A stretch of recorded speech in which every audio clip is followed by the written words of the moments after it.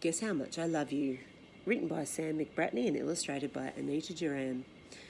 What's the animal on the front cover? It's not a rabbit. It's a hare. Can anyone tell me the difference between a rabbit and a hare? Hares have much longer ears. If we compared them to a rabbit has much shorter ones. Little Nut Brown Hare, who was going to bed, held on tight to Big Nut Brown Hare's very long ears. He wanted to be sure that Big Nut Brown Hare was listening. Guess how much I love you, he said. Oh, I don't think I could guess that, said Big Nut Brown Hare. Do you think it would be very easy to measure how much someone loved you? This much, said Little Nut Brown Hare, stretching out his arms as wide as they could go. We could measure that though, couldn't we? We would need to start way over here and measure all the way over to the tip of his other hand.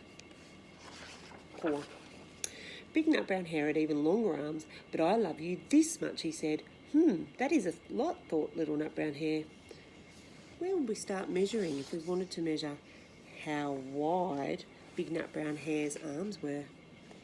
We would have to start over here and measure all the way over here, right to the tip. I love you as high as I can reach, said Little Nut Brown Hare. I love you as high as I can reach, said Big Nut Brown Hare. That is quite high, thought Little Nut Brown Hare. I wish I had arms like that.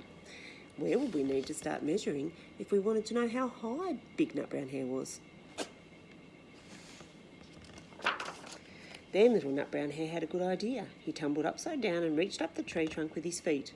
I love you all the way up to my toes, he said. And I love you all the way up to your toes, said Big Nut Brown Hare, swinging him up over his head. That's a long way. I love you as high as I can hop, laughed Little Nut Brown Hare, bouncing up and down.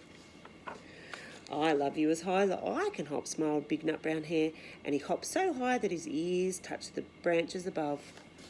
Here's his long ears. So where would we need to start measuring if we wanted to measure Big Nut Brown Hare's ears?